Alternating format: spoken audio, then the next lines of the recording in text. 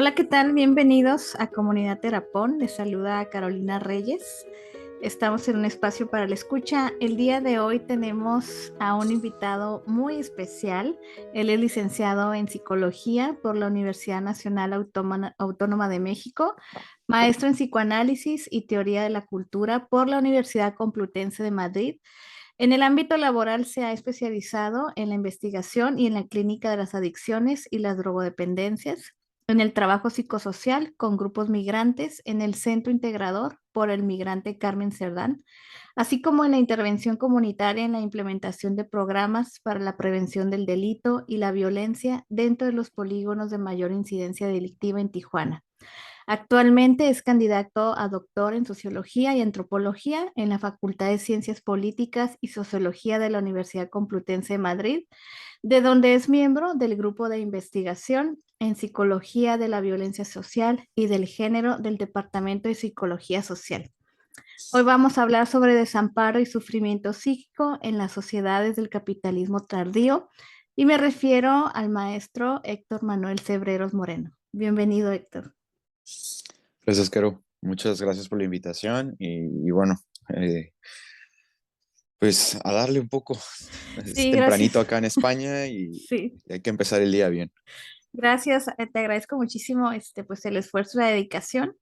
Espero que, pues bueno, este podcast pueda llegar a muchas personas. ¿Pudieras hablarnos un poco más sobre el desamparo y el sufrimiento psíquico en las sociedades tardías del capitalismo? En las Ujú. sociedades del capitalismo tardío, perdón. Sí, bueno, yo creo que primero habría que delimitar los conceptos, ¿no? Ujú, Porque parece un poco como qué es desamparo, qué es sufrimiento psíquico, a qué nos referimos con capitalismo tardío o sociedades contemporáneas, ¿no? ujú, Eh, Por ahí te compartí un artículo que próximamente, pues ya una vez que lo publiquen, ya está aceptado, ya está en su segunda edición. ujú. Una vez que lo publiquen, pues ya lo podemos compartir para quienes nos escuchan y si les interesa el tema, pues puedan profundizar un poquito más, ¿no? Claro que sí. Pero, pero para entender esto de cómo se plantea en estos términos, hay que dar una mirada un poquito atrás, ¿no? Vamos a entender cómo han ido evolucionando ciertas formas de sufrimiento psíquico y vamos a dejarlo con el término sufrimiento psíquico, no como una patología, no como una psicopatología, no como eh, un término diagnóstico, etiqueta, ¿no? Una Mm, forma de sufrimiento, una forma de vincularte, de padecer unas ujú, ciertas, unos ciertos formas, ujú, dejémosla en ese tipo, ¿no? Unas ciertas figuras que casi siempre son representativas de su tiempo, ¿no? ujú, Eh, entonces, ¿cuáles son estas formas, ¿no? Pensándolas en las sociedades contemporáneas, especialmente a partir del capitalismo tardío, ¿no? Y como te digo, para plantear esto habría que retroceder un poquito más, ¿no? Como bien leíste, yo me especializo en psicoanálisis, no soy psicoanalista, claro, me falta un poco todavía para eso, pero sí me especializo en psicoanálisis aplicado a estudios de la cultura. Y ujú. si algo nos ha enseñado el psicoanálisis desde su nacimiento es que surge como lo que Yago Franco, un psicoanalista argentino, llama una metodología de la desadaptación, ¿no? Por un tiempo el psicoanálisis sí se interesa por, de alguna manera, disminuir estos malestares, estos sufrimientos psíquicos, eh, pero también empieza a la vez, intenta disminuir estos malestares, se da cuenta de que hay ciertas formas, ¿no? Que están sujetas a determinados patrones sociales, socioeconómicos, políticos, culturales, ¿no? Que le trascienden. El ejemplo más claro de esto bueno, está el famosísimo Malestar en la cultura de Freud, donde habla de esto, ¿no? Donde la Ujú. represión de alguna manera se inscribe como la condición necesaria para la vida en sociedad, pero hay un pequeño texto casi olvidado, muy temprano, que es de 1908, que se llama La moral cultural sexual y la nerviosidad moderna, ¿no? Ujú, Básicamente en este texto, brevísimo, si son 15 páginas, la verdad se me hace mucho, habla un poco Freud de una primera tesis, una hipótesis que no va a seguir, ¿no? ujú, No va a retomar hasta muchos años después. ¿No? Básicamente dice que en la sociedad, ¿no? Hay una represión que se ejerce sobre la sexualidad y que esta represión, de ese tiempo algunos, no, Freud no acuña el término moral cultural sexual, sino que lo retoma de, de otros investigadores, y de otros teóricos de su tiempo, dice, se anida en nuestros descubrimientos del psicoanálisis. Es decir, esta represión en lo social se anida en represión inconsciente de la sexualidad psíquica infantil, ¿no? Entonces dice, las formas adaptativas son un cierto comportamiento para mantener esa represión o ese modo social. Y hay una forma desadaptativa en donde la represión ejerce una represión mucho mayor como mecanismo de defensa que va a dar como resultado las neurosis. Entonces es una de las primeras hipótesis que maneja donde dice, bueno, las neurosis de alguna manera tienen un componente social y también tienen un componente intrapsíquico. Al final decide irse por la vertiente de lo intrapsíquico y deja de lado lo social. Vendrán autores como Otto Gross, Wilhelm Reich, Marcuse, Mm, Castoriadis, que de alguna manera, Slavoj Žižek, ¿no? Por ejemplo, que de alguna manera van a retomar este hilo de lo social. Eric ujú, Fromm, principalmente, también con el método de la psicología social analítica. Entonces, de alguna manera empiezan a darse cuenta que determinados fenómenos sociales, socioeconómicos, culturales y políticos, de alguna manera van a repercutir en la forma en que se va a adaptar el psiquismo a estas condiciones, ¿no? Entonces, por una parte tenemos en su tiempo, ¿no? Como forma adaptativa, ¿no? Dice, por ejemplo, Eric Fromm era el carácter anal, ¿no? ujú, Este era el carácter anal, era esta persona ahorrativa, ¿no? Porque de alguna manera, bueno, con ciertas características donde, por ejemplo, el ahorro era la base, ¿no? ujú, Teníamos también el comportamiento del, por ejemplo, dos de las figuras, aparte de la mujer histérica, que como forma desadaptativa, podíamos tener como forma ujú, adaptativa al profesor que era autoritario, ¿no? Esta serie de comportamientos autoritarios, o al ujú, militar que ejercía determinados tipos de autoridad, ¿no? Como forma adaptativa del carácter anal, ujú. eh, que se El moldeaba control. Ujú, ajá, que se moldeaba a las características de la lógica del capitalismo burgués. ujú, ¿No? Y a ciertas condiciones sociales. Por ejemplo, no solo hablamos de un capitalismo burgués como sociedad económica, sino también hablamos de una sociedad patriarcal, ¿no? Hablamos de formas de gobierno más autoritarias que las actuales, ujú, ¿no? Entonces, de alguna manera, esto es como se empieza a gestar las aplicaciones del psicoanálisis al estudio de la cultura. ujú, Sin embargo, empiezan a pasar cosas y yo creo que quien mejor lo resume es Bauman, ¿no? A pesar de que Bauman no es psicoanalista, es sociólogo, tiene un pequeño texto que se llama Libertad y Seguridad, un caso de Haslibe, ¿no? Una Haslibe, amor-odio. O sea, prácticamente dice que hay una relación amor-odio para explicar lo que él va a llamar el retorno del péndulo, ¿no? Va a decir, bueno, esta sociedad freudiana, esta sociedad de estos contextos de gobiernos autoritarios, del capitalismo burgués, de sociedades patriarcales, ¿no? Donde la figura dominante estaba en la autoridad, empieza a ceder, ¿no? Porque era tan represiva que los individuos empiezan a buscar mayor libertad, ¿no? Teníamos un exceso de seguridad que rozaba los límites de la represión, empiezan a buscar una mayor seguridad y eventualmente, digo, una mayor libertad, perdón, y eventualmente van a encontrarla. Pero ahora dice Bauman, ¿no? Esta libertad trae otras crisis, trae otras inseguridades, trae otras angustias y claro. diríamos que ahorita nos encontramos en este aspecto, ¿no? En el retorno del péndulo, donde estamos desde un periodo de la libertad que resulta tan abrumante y que Ujú, de alguna manera buscamos recuperar ciertos valores de seguridad. Y eso explica, y eso es lo interesante de empezar a pensar este tipo de fenómenos, porque no solo lo podemos pensar desde el sufrimiento psíquico en la clínica, sino también el por qué estamos dispuestos a ceder a nuestras libertades, ¿no? En aras de una mayor seguridad que se explica en lo actual, en los últimos 5 o 6 años, con la aceptación de gobiernos cada vez más restrictivos. Lo tuvimos con la pandemia del COVID, lo tenemos con el ujú. resurgimiento de la ultraderecha aquí en Europa y en algunas partes de América. Eh, entonces, de alguna manera, por ahí va, ¿no? Entonces, contextualizar un poco a qué nos referimos con sufrimiento psíquico, bueno, pues unas formas en que de alguna manera se adapta y se adapta y se desadapta el psiquismo a ciertas condiciones socioeconómicas, políticas y culturales, ¿no?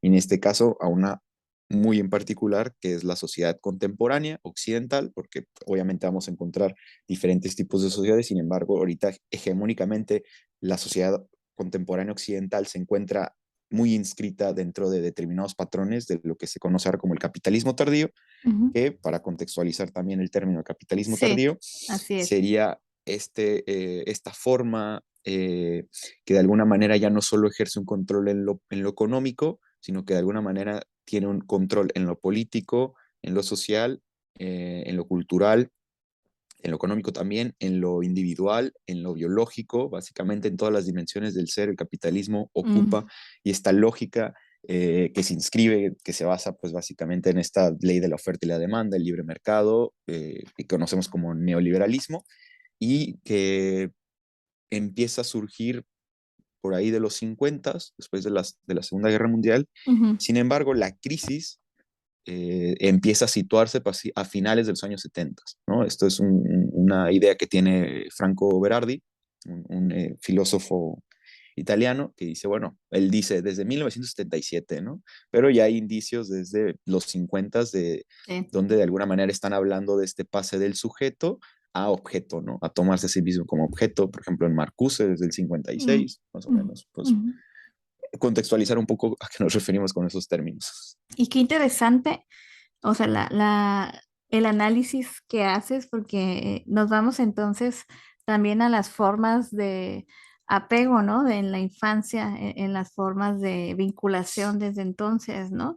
Y que estas, como grandes, ¿cómo lo puedo decir? Como pues el gobierno, ¿no? Todas estas figuras, importantes, ¿no? De alguna forma me parece que saben lo que están haciendo en cuanto a la forma de poder controlar, ¿no? Y de poder dirigir hacia los objetivos que ellos tienen, ¿no? Pero esta es la cosa, o sea, cuando decías ahorita el retorno del péndulo, me ponía yo a pensar, o sea, qué interesante, porque entonces desde esa postura analítica que tienes, también pudiéramos hacer un análisis de qué es lo que se espera con esta sociedad en ese retorno, ¿no? O sea, si te fijas, la violencia, ¿no? La cosificación masiva, ¿no? La parte de las redes sociales, ¿no? La desinhibición, ¿no? La confusión o la falta de los límites o los límites más amplios, ¿no? O sea, pienso, o sea, pues vamos directo a la muerte, ¿no? O sea, una muerte en todos los sentidos, no solo física, sino esta muerte también psíquica, ¿no? En la pérdida realmente de lo que es la libertad. Porque Mm. obviamente llevar a una sociedad a los límites en donde estamos va a requerir de una intervención del gobierno o de las figuras de autoridad, ¿no? Obviamente con más fuerza.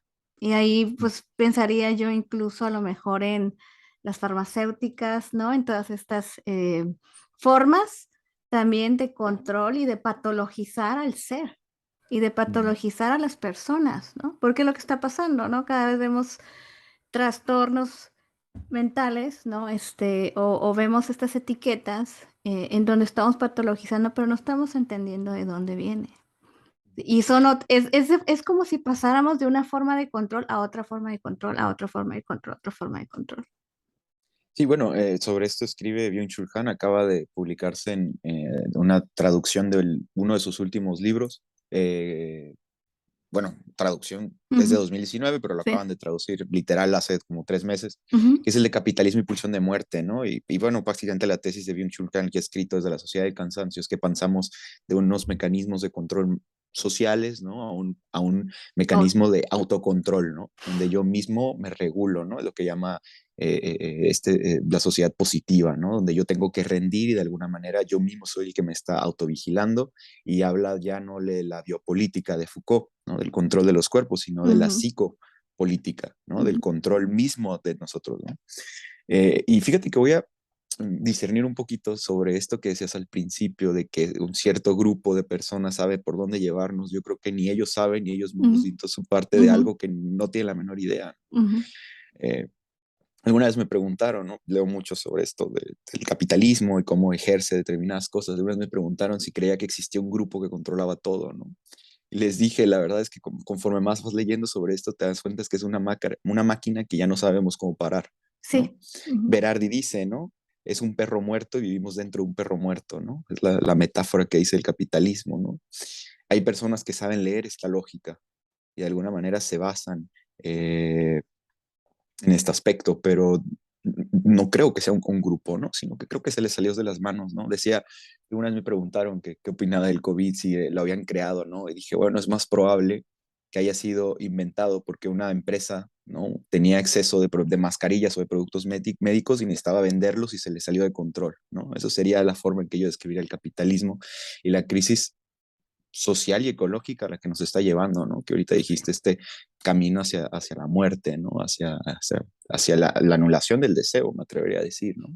Es este mandato constante de goza sin límites, disfruta sin límites, Sí que es es. precisamente a lo que quiero delimitar con el término desamparo, ¿no?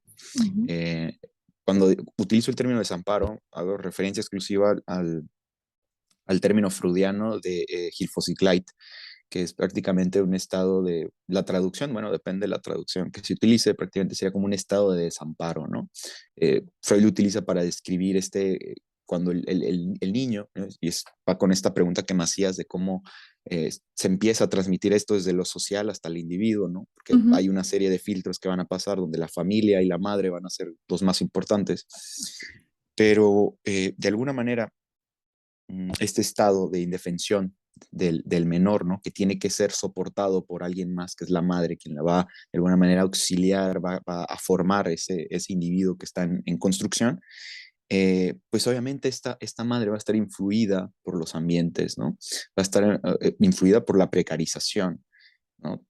Caro, tú y yo hemos trabajado en la misma clínica un poco de años, que es la clínica de las adicciones y las drogodependencias, Ujú. cuántas veces nos hemos encontrado con estas madres, ¿no? En estas narrativas de los pacientes, con estas madres que tenían que tener dos trabajos, ¿no? Así Donde es. había una ausencia de un padre, donde tenían que tener Muy dos común. trabajos, ¿no?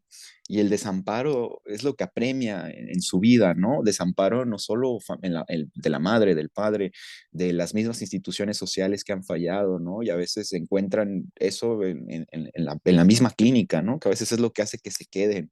No es tanto la cura, no es tanto el Así es. medicamento, es un poco de que alguien te escuche, ¿no? Por eso me gusta el lema, ¿no? Un espacio Es- para la escucha. sí, y fíjate, ahorita que dices esto, ¿no? La parte de cómo estas madres también vienen con sus debeísmos, ¿no? Y con sus creencias de su propia infancia, ¿no?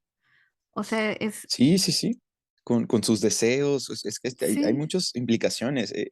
Hay un libro, bueno, todo esto se inscribe, depende el autor que lo quieras citar, ¿no? Yo me refiero a sufrimiento psíquico en general.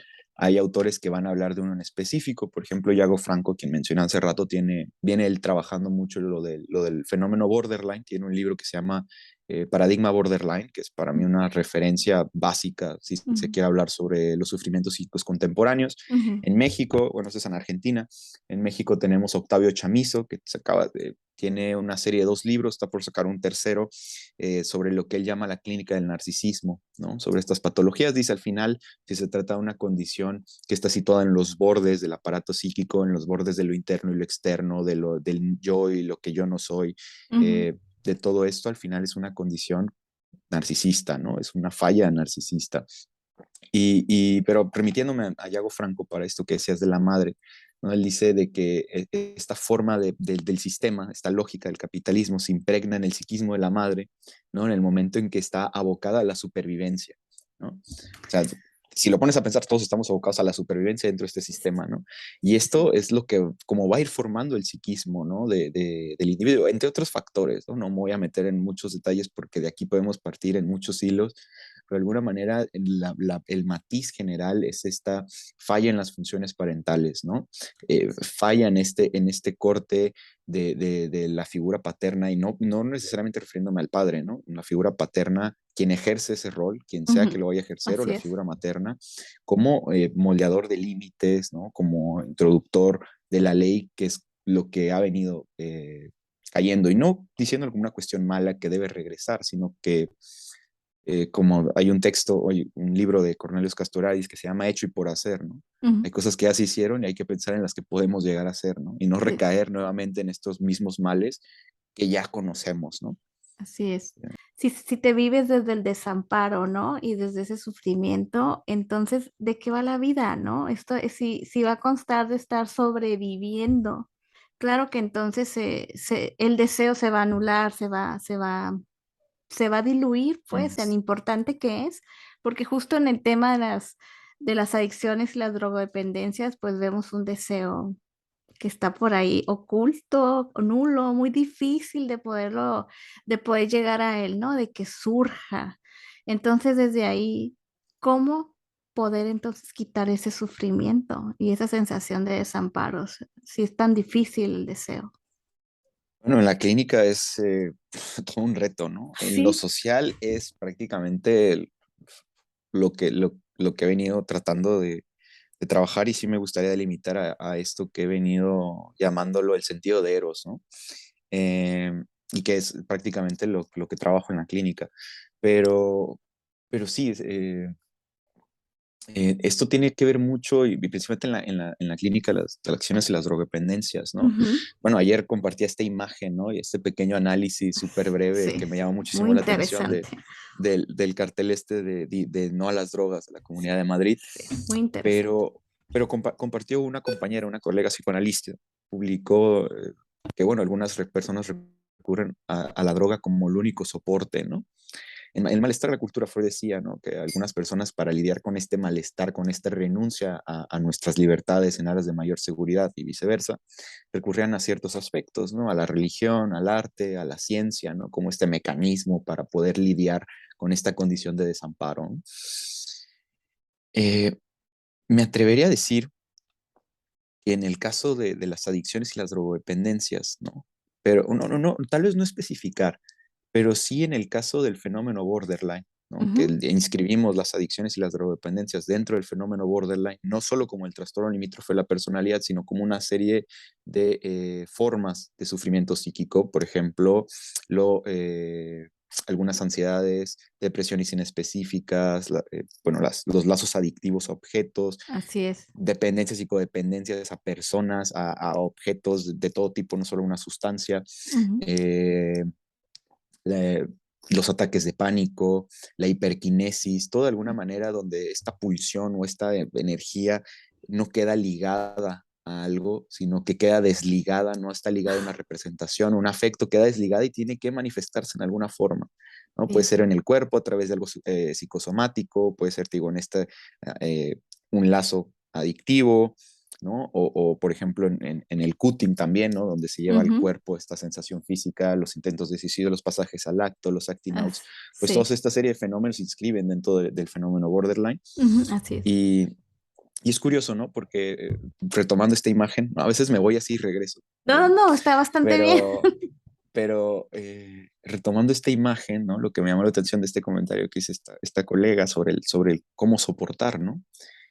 Y hay personas, ¿no? que recurren a una droga para soportar, ¿no? Pues le ponía el ejemplo, tenemos el caso paradigmático en los 80s y 90s de Wall Street, ¿no? Donde la cocaína se pone de moda porque de alguna manera si estás en consumo de cocaína y eres un alto empresario de Wall Street, ¿no? Pues significa que estás más horas despierto, duermes menos, dependes menos de lo fisiológico y de alguna manera estás haciendo más dinero, ¿no? Digamos, la lógica capitalista en su auge, ¿no? Sin embargo, ¿qué pasa en las clases sociales bajas que no pueden acceder a una sustancia como la cocaína, que el precio era bastante alto? Pues crean el crack, ¿no? Sí. Y empieza una epidemia del crack en los 90 en Estados Unidos, ¿no? Que estamos viéndola muy similar en Tijuana ahorita con la metanfetamina, ¿no? Y el fentanilo, o sea, el Eh, fentanilo ahorita es lo que... voy al fentanilo por el otro puerto, ¿no? Pero pensamos como que tenemos que rendir. Pensemos no en los usuarios que están pues ya muy enganchados a la metanfetamina. Pensemos en el usuario normal, que esto es lo que falla en los Promedio. estudios.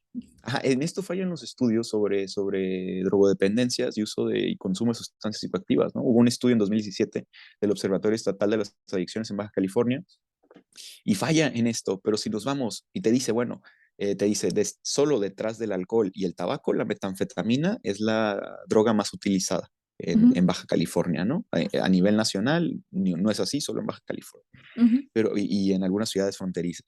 Pero piensa el por qué, ¿no? Estamos en una sociedad tijuanense que se inscribe dentro de lo que Sayac Valencia va a llamar el capitalismo gore, ¿no? Es una forma de capitalismo, de cuando un país está con una frontera de primer mundo, pues de alguna manera tiene que recurrir a ciertas cosas para poder nivelarse, ¿no? Estos Para poder tener ajustes. ese rendimiento. Ujú. El contrabando, eh, la violencia, el uso de sustancias psicoactivas, pues bueno, son unos de esos procesos. Entonces, piensa en quiénes son los usuarios de metanfetamina, tú que has trabajado ahí, ¿no? ¿Cuáles son sus profesiones, ¿no? Y no es por denigrar ni ser No, clasista de ninguna condición, sino ser realista de que hay ciertas condiciones sociales en ciertos empleos que son horribles, que son inhumanas.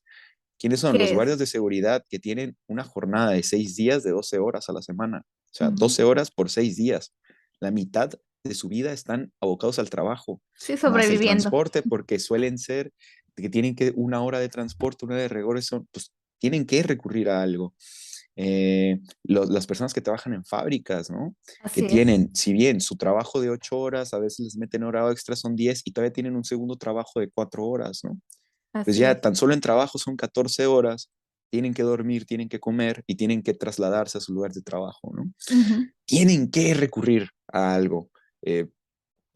Eh, por algo no han querido hacer antidopings en los taxistas, ¿no? No hace Sí, falta verlos para ver cómo están todos estresados que tienen que trabajar hasta 12, 14 horas, ¿no?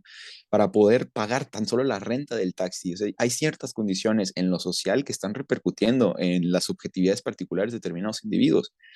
Es difícil plantear y decir cuáles son las profesiones que están más propensas al uso de metanfetamina, pero yo creo que son bastante, esas son algunas, pero si nos vamos hasta la misma policía, vamos a encontrar que tienen que correcto, hacer turnos de correcto. 24 por 48 horas, ¿no? Exacto. Y esa es una realidad, o sea, y lo Tota- he visto cómo policías traen droga, ¿no? O sea, totalmente. metanfetamina. Sí, y Eh, fíjate, o sea, me parece que es una mirada que no cae en lo simplista, ¿no? O sea, ni en lo general, ni, ni nada más con creer que basta con un programa cognitivo-conductual y entonces esto se acaba, ¿no? O sea, estamos viendo una parte profunda, una parte social, o sea, que tiene que ver con todo, o sea, tiene que ver incluso me atrevo con la relación que tenemos entre un país y otro, ¿no? Con los beneficios, con los acuerdos que se hacen, las migraciones, o con las sea, migraciones, ¿no? que eso voy ahorita, antes de pasar al siguiente hilo, porque mencionaste el tema del fentanilo, Sí, pero el fentanilo es lo opuesto, es lo contrario. Si son drogas que estamos utilizadas para el rendimiento, y en este caso vamos a hablar de drogas ilegales, vamos a decir, bueno, la metanfetamina, la cocaína, el crack de alguna manera permiten rendir a lo que nos está exigiendo lo social, ¿no? ujú, En la parte eh, normal o aceptada, vamos a encontrar los ansiolíticos, ¿no? Estuve en un curso de violencia de género hace poco y un estudio que me llamó muchísimo la atención aquí en España es que, por ejemplo, a diferencia de otros países donde las mujeres víctimas de violencia tienen un porcentaje considerable de consumo de alcohol o cualquier otra droga, en España este porcentaje era muy mínimo. Y los eh, investigadores dijeron, ah, pues algo está bien, pero a alguien se le ocurrió decir, y si preguntamos por consumo de ansiolíticos, ajá, pues bueno, es el doble que en los demás países de la Unión Europea. No tengo la cifra exacta, debo tenerla por ahí anotada, ujú. pero también está este consumo, hablabas hace rato de las empresas psicofarmacológicas, donde está este consumo también aceptado porque pues está con receta o indicación médica, Claro, y porque es ¿no? para ayudarte.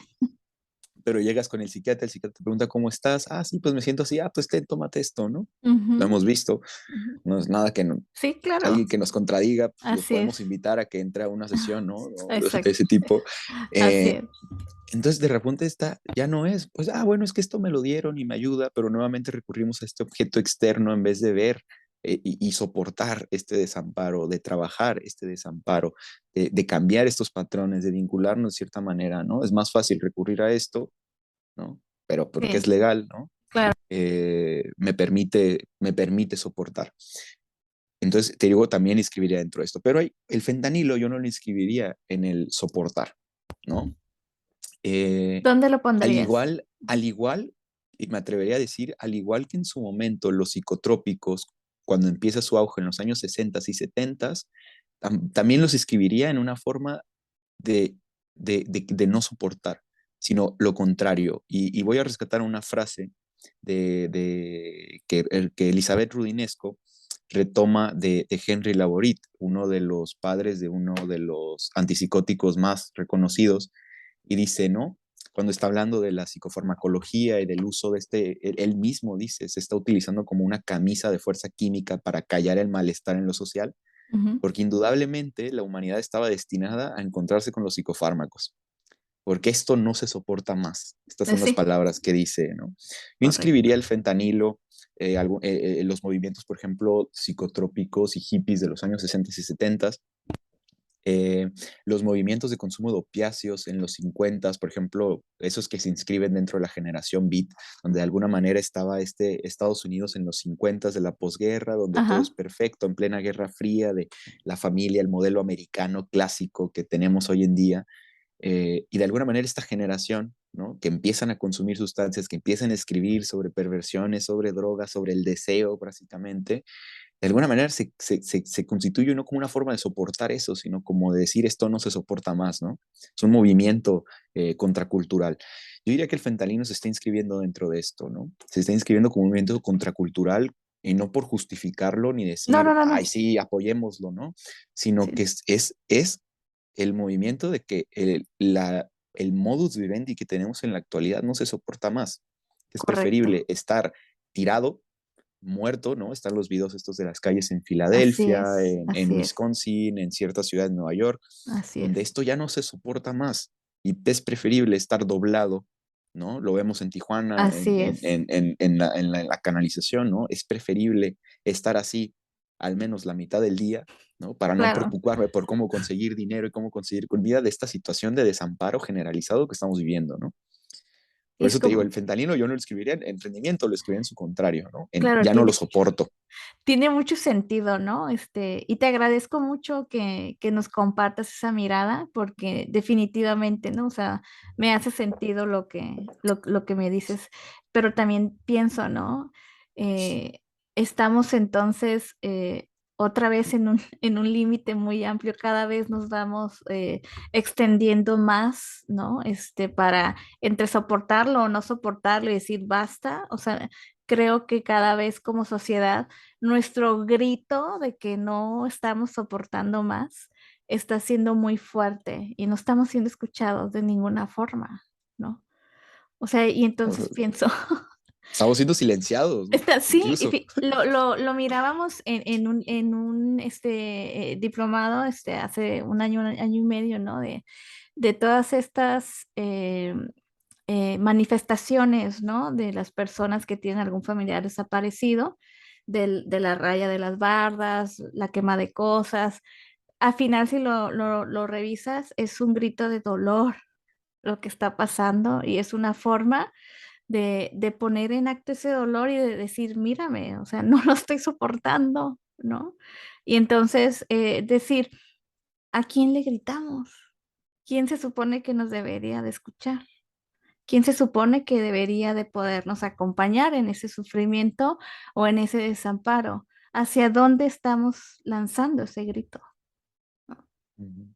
Y entonces, ¿quién debería de hacer algo respecto a ese grito o a ese desamparo, a ese dolor, a ese sufrimiento? Fíjate que sí, sí, sí, en efecto, ¿no?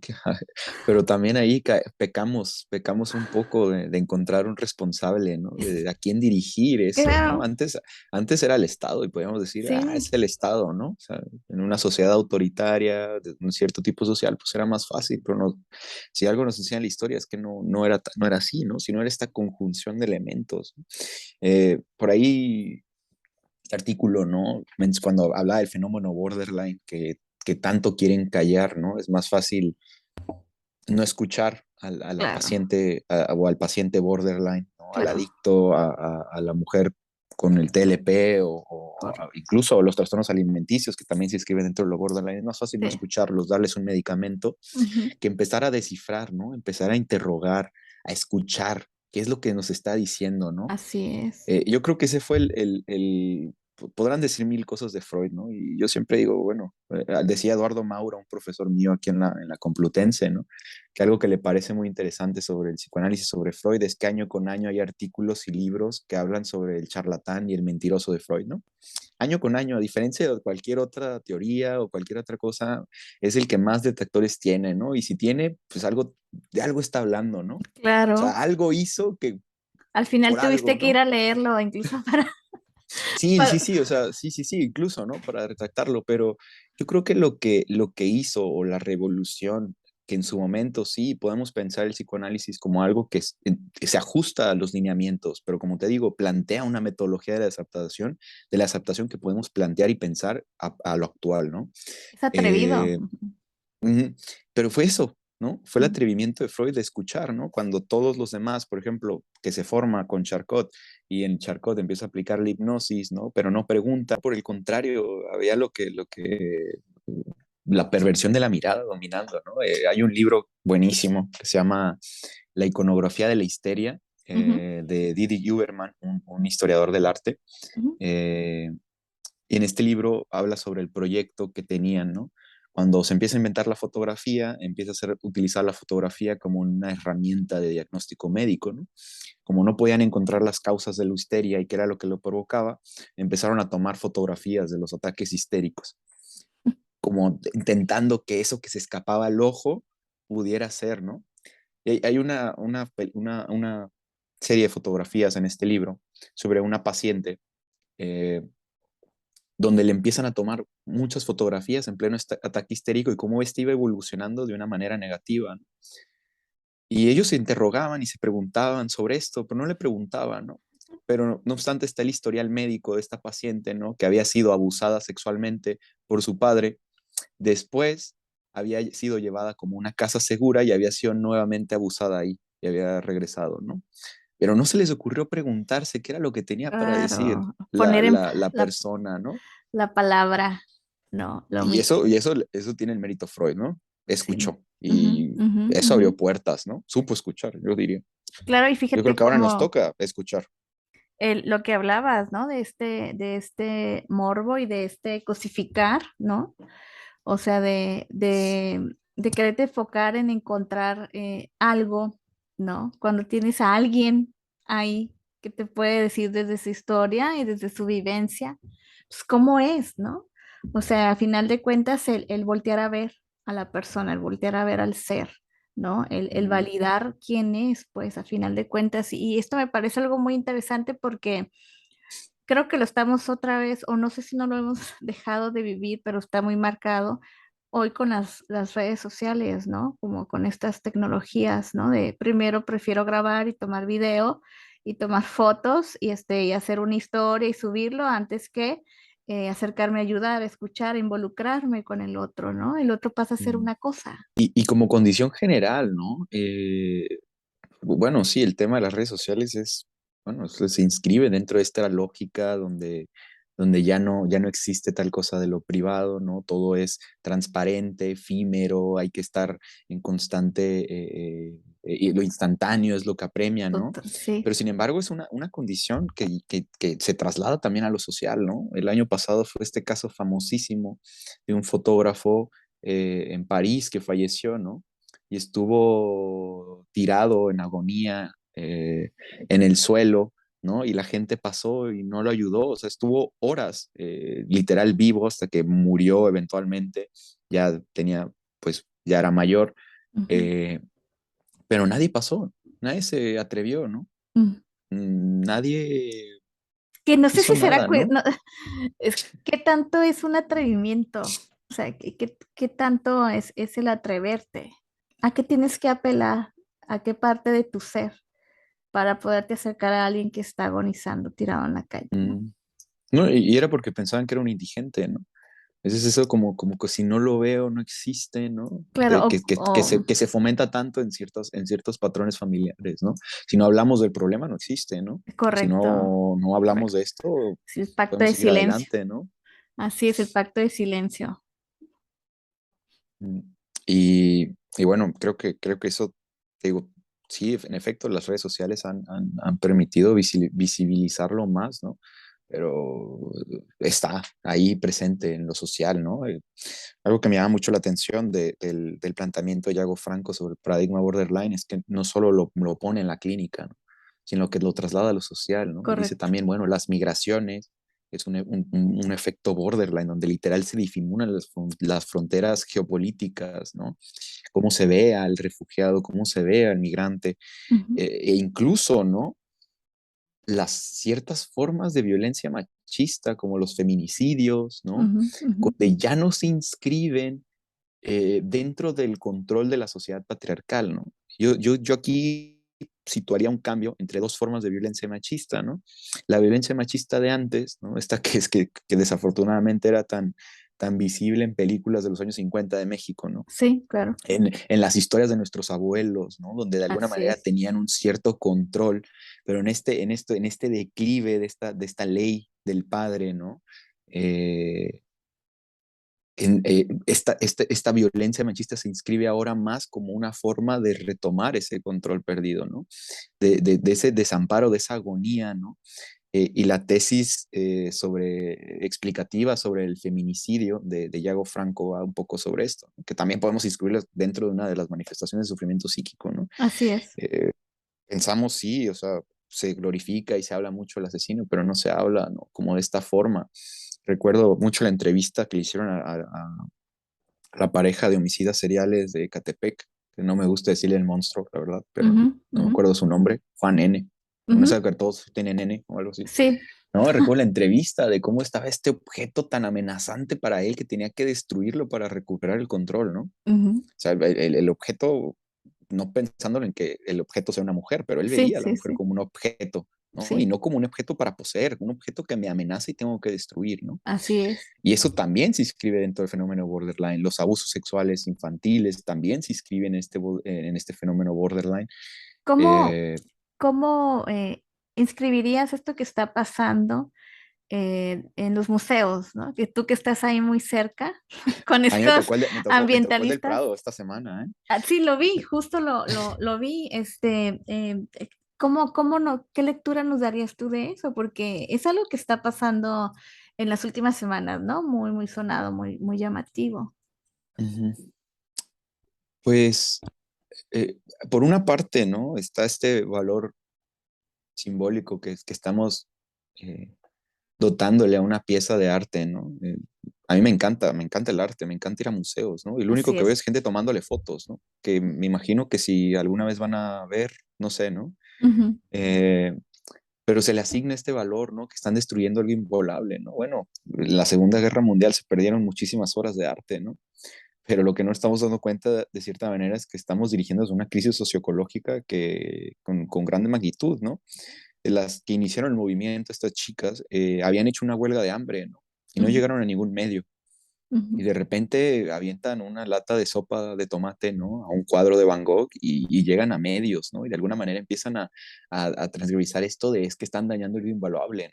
Y por ujú. mí fuera, y soy un gran admirador del arte, y esto es una cuestión personal, si me quieren atacar, sinceramente no me importa, ¿no? Sí, Soy un gran admirador del arte, pero si es necesario quemarlo todo para salvarnos de esta crisis socioecológica, debemos de claro, quemarlo, ¿no? O así es. sea, queremos salvaguardar una pieza de arte, bueno, eventualmente en 30 años se va a destruir, ¿no? Porque le ¿Cuál es vamos a la dar en la madre a prioridad? nosotros mismos, Ujú. si no es que el próximo año estalla una guerra nuclear y desaparecemos, ¿no? Entonces, son prioridades que es más fácil no ver el problema, ¿no?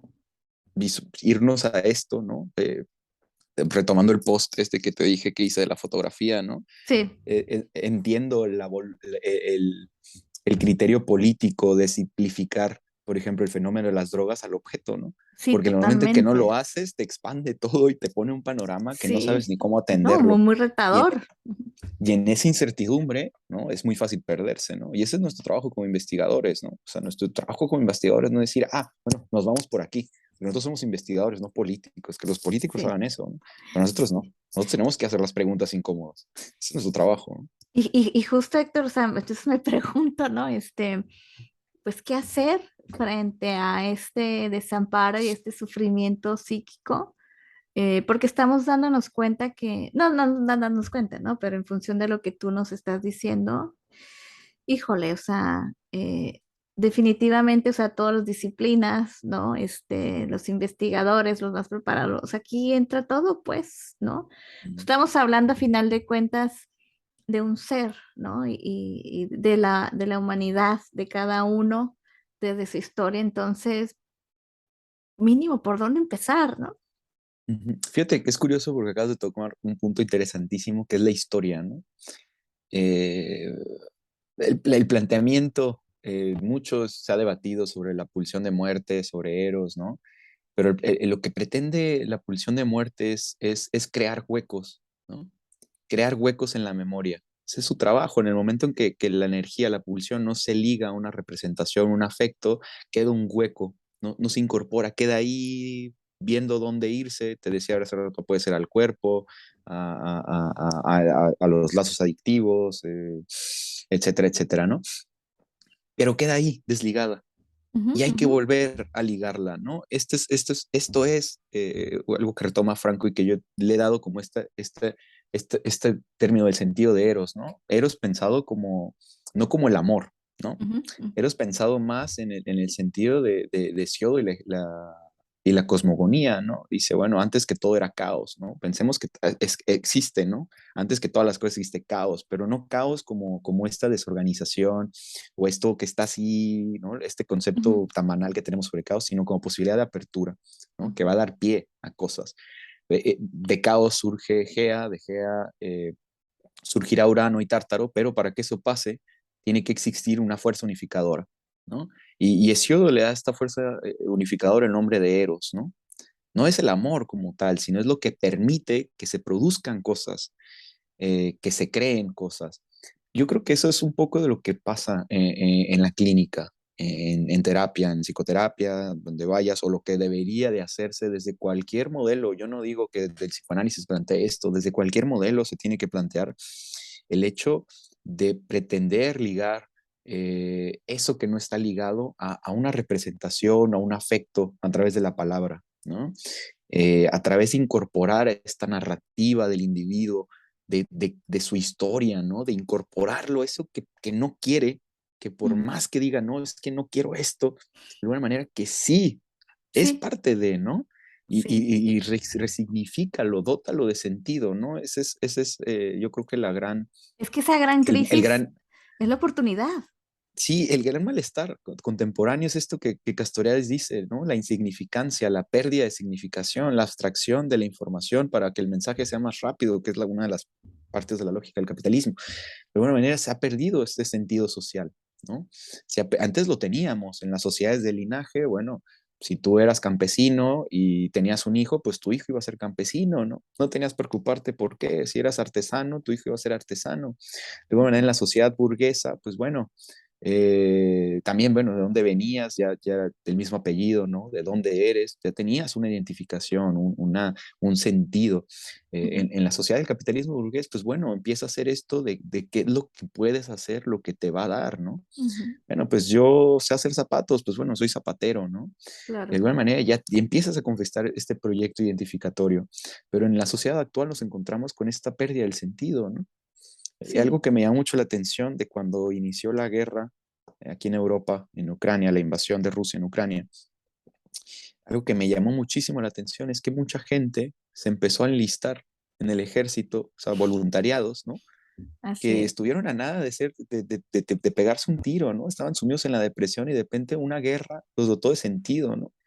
Lo vimos también, por ejemplo, con el COVID, ¿no?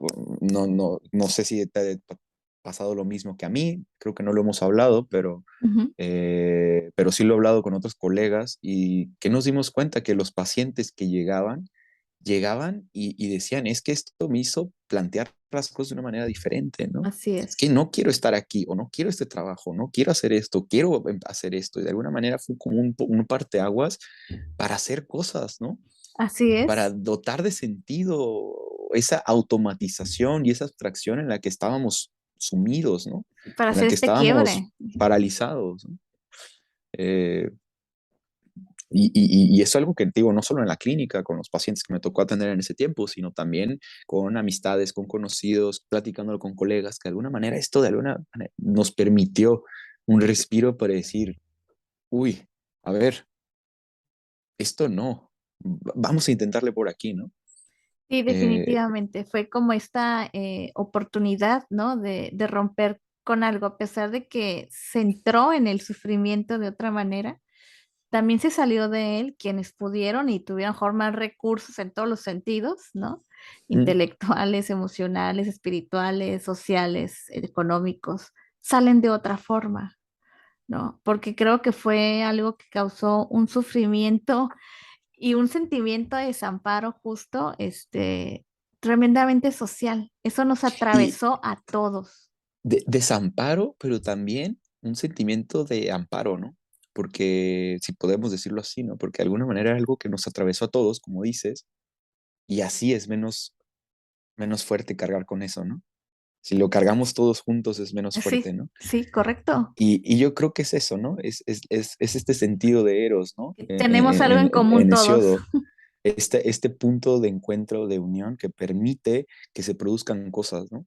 Sí. El momento en que podemos cargar todos con esto, y yo creo que esa sería la clave en lo social, ¿no?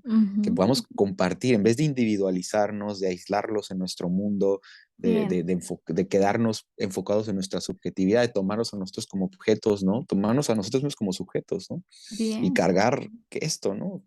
La pregunta es, ¿alguna vez se irá? No, probablemente no. O sea, al final, si cambiamos a un nuevo modelo, va a haber nuevas formas de sufrimiento psíquico, ¿no? La vida o la vida en civilización va a ser siempre la renuncia, ¿no? Y la renuncia siempre va a causar malestar, ¿no? Claro, y Eso es también, el deseo, al final de cuentas. sí, y la parte de humanizar el dolor, ¿no? Dejarlo estar patologizando, de estarlo evadiendo, de estarlo, desvirtuando, porque es tan humano y es tan conocido por todos nosotros, tampoco nos es novedoso. En nuestra historia personal o familiar, seguro que ha habido estas situaciones de crisis tan complicadas y difíciles, desde drogas hasta drogodependencias o conductas en los límites, en la frontera, ¿no?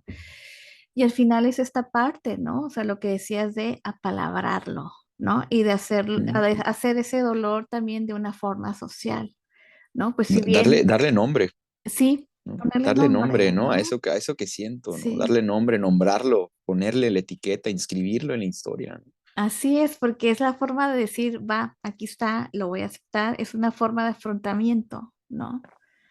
Y me parece muy, muy, muy interesante esto que dijiste. Me pareció dentro de lo que está adverso que hemos hablado, también muy, pues muy humano que dices, o sea, sí, o sea, la pandemia es algo que cargamos entre todos, y entonces eso nos da algo en común a todos, ¿no? Ujú.